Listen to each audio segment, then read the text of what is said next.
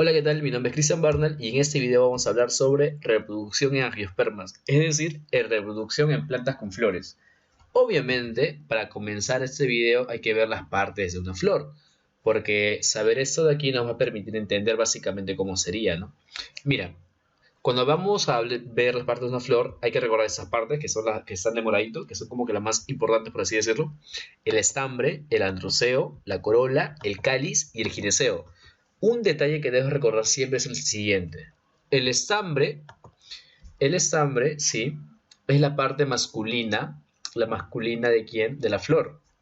Es decir, el estambre va a contener la parte masculina, pero a su vez el estambre va a componer al androceo. Es decir, el androceo es el conjunto de estambres. Mira, este es uno y el androceo son varios estambres. Pero a su vez, el estambre contiene ciertas partes. Por ejemplo, esta parte de aquí, como bien dice la foto, es el famoso filamento. Y acá hay lo más importante. El estambre tiene anteras. Y esas anteras dentro se va a desarrollar el grano de polen. Vamos a verlo más a detalle, obviamente vamos a ver cómo se forma el polen, pero te lo voy adelantando para entrar en contexto. ¿Te parece? Ahora mira, la parte masculina era esa, pero la parte femenina, ¿cuál sería? La parte de acá, la del tubito. ¿Cómo se llama esto? Gineceo. Gineceo. Ahora, el gineceo también tienes partes que debes recordar. Obviamente, a la boquita que está por aquí se le llama estigma. Al tubito que está por aquí, recuerda, se le llama estilo. Y a todo esto de acá, mira, todo esto de acá, esa parte redonda, se le llama ovario. Dentro del ovario, lógicamente, están los óvulos. Y también te vamos a explicar cómo se formaron estos y todo lo demás. ¿Ya? Ahora, otro detalle más. La corola. La corola sería como que el tercero. Y acá está. La corola, recuerda, mira, es el conjunto de qué? De pétalos. De pétalos. Mira, este es un pétalo. Ya está bien. Pero el conjunto de varios pétalos forma la corola. Corola. Ahora bien, hay una que también debes recordar. La de aquí, mira. Este es un sépalo, otro sépalo, y el conjunto de sépalos va a conformar algo llamado así, cáliz.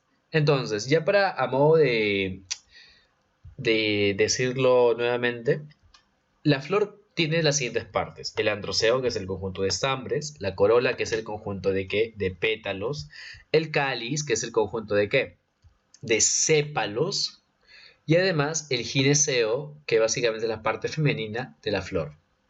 Cuando una flor tiene parte femenina y parte masculina, se dice flor hermafrodita. ¿Ya? Flor hermafrodita. Bueno, ya, aparte de eso, sería una flor completa. ¿Por qué completa? Porque tiene ambos sexos. Si esta flor solamente presentase gineceo, pero no tuviese estambres, ni tampoco obviamente androceo, esta flor sería denominada incompleta porque solamente presenta un sexo, en este caso el sexo femenino. Sin embargo, si tuviese el sexo masculino pero no el femenino, esta flor seguiría siendo incompleta. ¿Por qué incompleta? Porque solamente hay un sexo. Recuerda que es completa cuando están los dos sexos, hermafrodismo, pero es incompleta únicamente cuando hay un sexo. Por ahí va el asunto. Ahora, otro detalle más que se logra confundir también a veces, mira, cuando una flor presenta los cuatro verticilios, porque cada uno de esos es un verticilio, se le dice flor perfecta, ¿ya? Flor perfecta. Recuerda, eso de completa o incompleta, esa clasificación depende de qué, depende del sexo que tenga la flor. Cuando tiene los dos sexos, es hermafrodita, es decir, completa. Cuando tiene uno nada más, es incompleta. Sin embargo, si esta planta tiene los cuatro verticilios, que es el androceo, la corola, el cáliz y el gineceo, se le va a llamar flor perfecta. Y si no fuese así, se llamaría flor imperfecta. Bueno, ya creo que ya vimos básicamente a grandes rasgos cuáles son las partes de la flor. Ahora vamos a ver cada una de ellas a mayor detalle, ¿ya? Y para eso te he puesto acá lo más importante. Mira, esta flor de aquí presenta obviamente dos sexos, es una flor completa, nuevamente. Acá está, corola, pétalos, el conjunto de pétalos; cáliz, el conjunto de sépalos. Pero mira, vamos a lo importante. El gineceo, que está por acá, que es el tubito, la parte femenina, va a contener los óvulos. Y acá te voy a explicar básicamente cómo funciona eso. Y acá está el estambre que va a tener dentro los granos de polen que se van a desarrollar lógicamente allí, en lo que llamaríamos tecas, pero te lo explicaré en un ratito.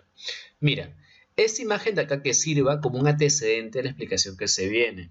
Mira, la parte masculina, comenzamos por ahí, mira, va a desarrollar grano de polen. Ahora, a ver. ¿Cuál es el grano de polen? El de aquí. ¿Viste? El grano de polen. Ahora, este grano de polen es el gametofito masculino. ¿Ya? El grano de polen es el gametofito masculino. Ahora, ¿por qué se le dice gametofito masculino? Porque se le dice gametofito masculino a la parte de la planta que contiene el gameto masculino.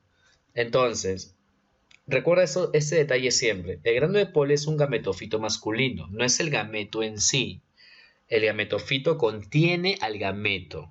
Pero. Paciencia. ¿Cómo se formó este grano de polen? Porque acá se ve que está grano de polen, acá en la antera, lógicamente. Pero ¿cómo es que se formó? No es tan sencillo como parece. Dentro de aquí, dentro de la antera, vamos a encontrar algo llamado así, el saco polínico. Este saco polínico, algunos le llaman así, microsporangio, por si acaso. Bueno ya, este saco polínico va a contener el polen, pero el polen no va a estar siempre así, sino más bien se va a ir formando. ¿Y cómo se forma este polen? La parte masculina se va a desarrollar netamente en la entera a través de, ¿qué? De meiosis y mitosis. Acá no se ve bien esa figura, por eso te lo voy a explicar más a detalle cuando pasemos a la siguiente lámina. Pero quiero que te des cuenta de eso. Ese es el saco polínico donde se está desarrollando el grano de polen. Ahora mira, antes de explicarte más sobre esto, vamos a retomar por aquí, mira, la parte femenina. El ovario va a contener al óvulo, claro, pero el óvulo también se va a tener que formar. Me explico, acá también va a ocurrir meiosis y mitosis, pero además acá va a ser un proceso muy peculiar. ¿Por qué? Porque van a haber 8 núcleos. Sí, van a haber 8 núcleos en una sola célula. Y cuando se forma eso, hablaremos de qué? De un gametofito femenino. ¿Cómo se llama ese gametofito femenino? Saco embrionario. Sí, también vamos a ver cómo se ha formado eso, ¿no? Pero paciencia, eso en la siguiente lámina. Quiero que tengas en cuenta un detalle, nada más. Se le llama gametofito, no al gameto en sí, sino a la parte de la planta que contiene el gameto. En este caso, ¿cuál sería? Obviamente sería la oósfera, pues, ¿no? Y acá, ¿qué cosa va a haber? Un núcleo llamado así, núcleo espermático, ¿ya? Que va, al fin y al cabo, fecundar a la planta.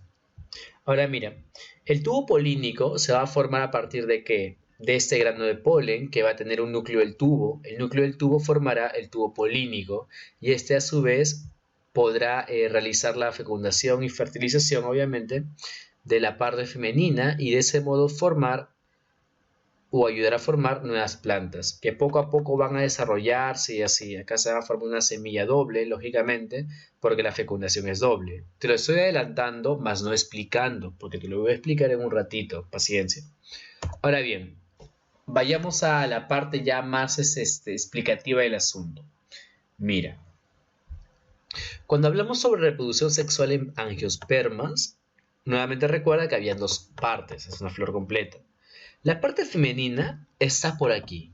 Sí, está por aquí.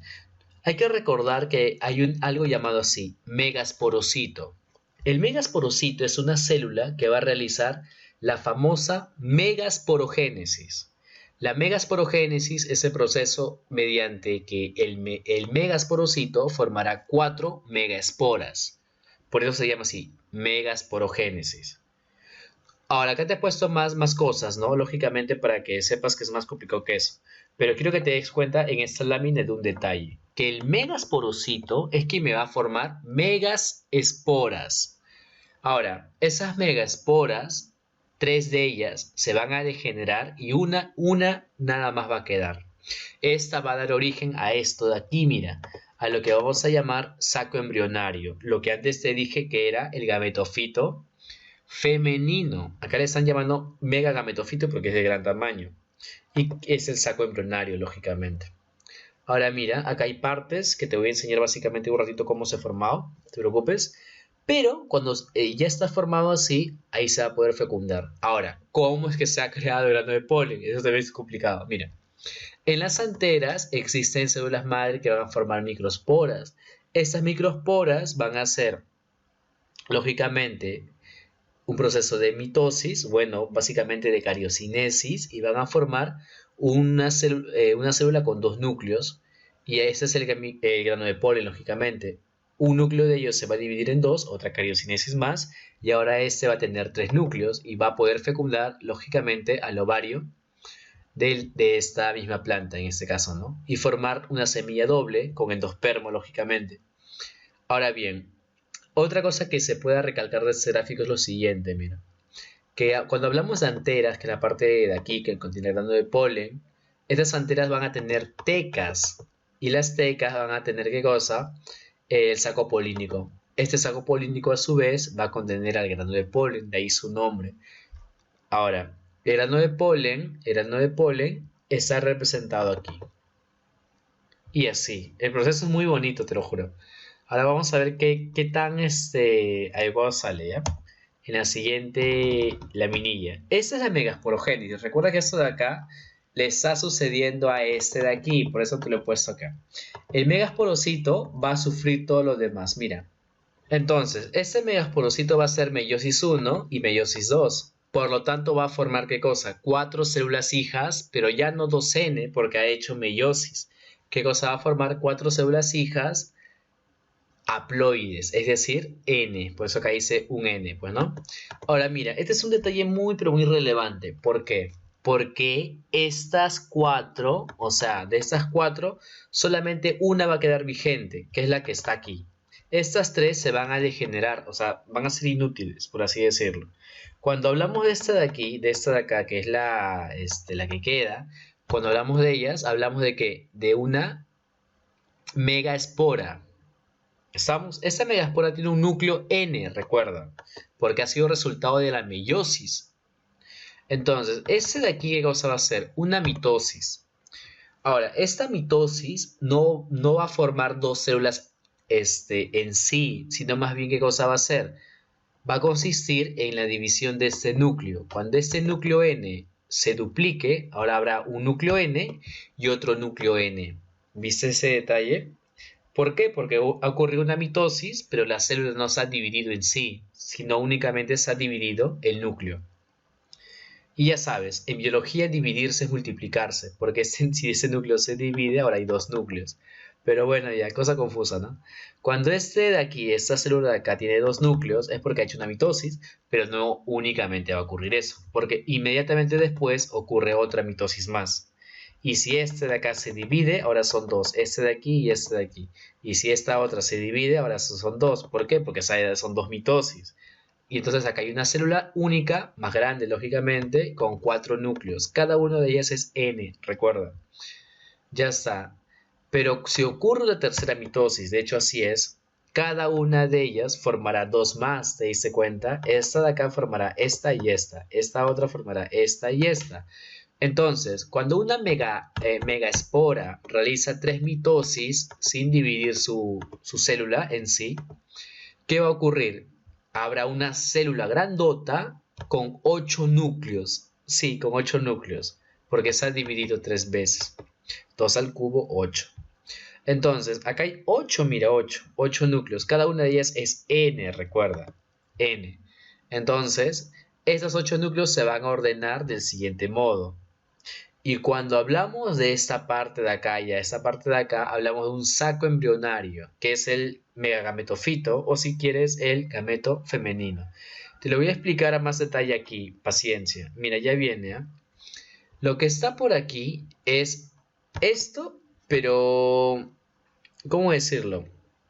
Explicado de otro modo. Mira, cuando este megasporocito, que es el que está por acá, realiza meiosis, meiosis 1, 2, acá está. Meiosis 2, hay 4. ¿Cómo se llaman estas a 4? Megaesporas. Pero 3 de ellas se degeneran, por eso acá dice.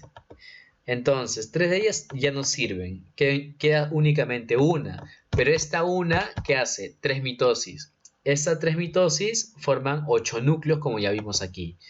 Ahora bien, ¿cuáles son esos 8 núcleos?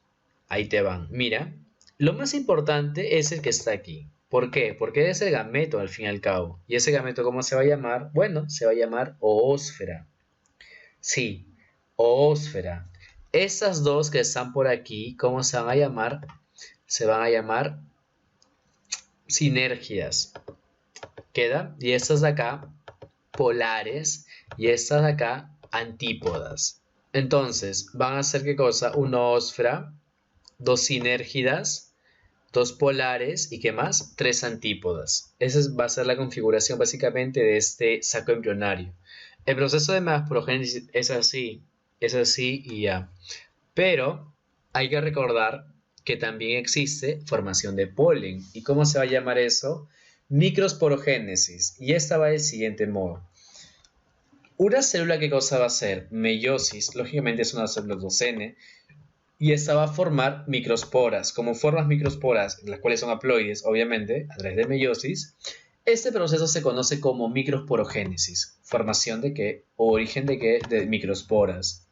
Ahora mira, se liberan las microsporas. Cuando esta microspora es liberada, ¿qué va a pasar? Esta microspora va a formar ¿qué cosa? Un polen bicelular temprano. ¿Por qué? Porque esta de acá va a tener dos núcleos. ¿Y eso por qué sucede así? Porque esta de aquí va a ser una mitosis, pero no va a dividir sus células, sino únicamente ¿qué cosa va a hacer? Va a dividir su núcleo. Y si antes había un núcleo, luego de hacer mitosis, habrán dos núcleos. ¿Viste?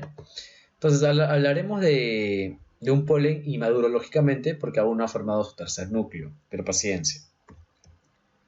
Mira, en esta microsporogénesis, este microsporocito va a dar origen ¿a qué? A través de meiosis 1 y meiosis 2 a cuatro microsporas. Cada una de ellas, ¿qué cosa va a hacer? Una cariocinesis. Entonces, cuando hace una cariocinesis, este núcleo se va a dividir y va a formar dos núcleos. ¿Y hablaremos de qué? De una bicelular, o sea, de un grano de polen así, netamente inmaduro. Pero luego de esto, ¿qué va a pasar? Un núcleo de aquellos, solamente uno de esos dos núcleos, que es el núcleo generatriz, va a dividirse en dos núcleos más. Y cuando eso suceda hablaremos de qué? De un tricelular polen. ¿Ya? Y este al fin y al cabo es el que va a formar todo, pues, ¿no? El que va a formar el tubo polínico y todo lo demás. El que va a permitir hacer la fecundación o la polinización en todo caso, ¿no? Bueno, ya, todo esto de acá, ¿dónde está ocurriendo? En las tecas. ¿Y esto dónde está? En la antera. Recuerda, ¿cuál es la antera? Lo de aquí, pues, mira. Lo de aquí. Todo eso está ocurriendo aquí. Lo anterior, que es la megasporogénesis, está ocurriendo aquí, lógicamente. En la parte del tubito, que es la parte femenina. Pero bueno, ya. Veamos algo más que nos permite entender esto. De hecho, no es un proceso fácil, la verdad es que no lo es. Mira, cuando hablamos del proceso de polinización, ese grano de polen, ¿qué cosa va a hacer? Bueno, va a ser transportado por un ave, por un insecto, por el mismo agua, por el viento y así. O quizá un humano lo ponga, ¿no? La idea es que va a llegar ¿a dónde? A la parte femenina. Y cuando llega a esa porción femenina, primero lógicamente tiene que entrar por el estigma, que era como que la boquita, ¿te acuerdas? Ahora mira, llega el grano de polen y ya llega, ¿qué cosa? Esto, a formar este tubito de aquí. Sí, el grano de polen empieza a formar este tubito de aquí. ¿Cómo se llama ese tubito? Tubo polínico. ¿Por qué? Porque mediante el tubo polínico, el gameto que está aquí va a poder bajar y netamente fecundar. Por eso es importante formar el tubo polínico para armar el camino para que el gameto logre fecundar a este otro gameto femenino. Entonces, ya de por sí tienes que tener en cuenta ese detalle, ¿ya? Que se va a formar un tubo polínico que lo va a formar el grano de polen a través de uno de sus núcleos, conocido como núcleo del tubo. O si quieres, núcleo vegetativo, también le llaman así. Ya está. Cuando hablamos de tipos de polinización, hay otro detalle que tienes que recordar, que eso va a depender de qué, de quién es el que transporta el polen. Si lo transporta el viento, anemófila. Si lo transporta un insecto o un animal, se va a llamar así, zoófila. Si es un insecto, le llaman más precisamente entomófila. Entomófila. Recuerda que la entomología estudia insectos. Si es el agua, hidrófila. Y si es un murciélago, queroptógama o queroptófila. ¿Ya? Y así. Y si es un ave, bueno, ornitófila. Aunque a uno le dicen ornitógama, ¿no? Pero bueno, ya. Hablemos de los tipos de polinización. Hay una polinización donde el insecto poliniza con el polen de la misma flor a la misma flor. Cuando eso sucede de este modo, hablaremos de una autopolinización, porque la parte masculina de esta flor está haciendo ¿qué cosa? Está fecundando a la parte femenina de la misma flor. Cuando ocurre esto de aquí, hablaremos de una fecundación directa. ¿Por qué directa? Porque es la misma flor, en fin. Y cuando hablamos de una polinización cruzada, hablaremos de que una planta, ¿qué cosa va a hacer? Le va a dar su información a través del polen a otra planta, a la parte femenina, lógicamente, de otra planta. Y hablaremos de qué? De polinización cruzada. Acá obviamente la fecundación también será cruzada. Como esto es directa, le dicen así. Y como esta de acá no es tan directa, bueno, no lo es, sino esta le da a esta otra, no a sí misma, se le va a llamar indirecta por si acaso. Es cruzada o si quieres también indirecta, que vendría a ser lo mismo. Por esa parte ha sido todo, la verdad. De hecho, quisiera hacer otro video más explicándote más a detalle la microsporogénesis, explicando más a detalle la megasporogénesis, cómo es que se forma, cómo es que... Uf, hay tanto de qué hablar, la verdad. Pero bueno, pues este video te va a permitir entender ciertas partes de la reproducción sexual en angiospermas. De hecho, el video está algo incompleto, para mi gusto. Pero el detalle está en que preguntes en la asesoría más a detalle cómo es este proceso, porque básicamente esto de acá viene a cada rato. Bueno, ya, por mi parte ha sido todo. Espero que te haya gustado. Tener un concepto al menos introductorio hacia el tema en sí, para que papá biología venga con todo y ¡pum! Revienten en la explicación.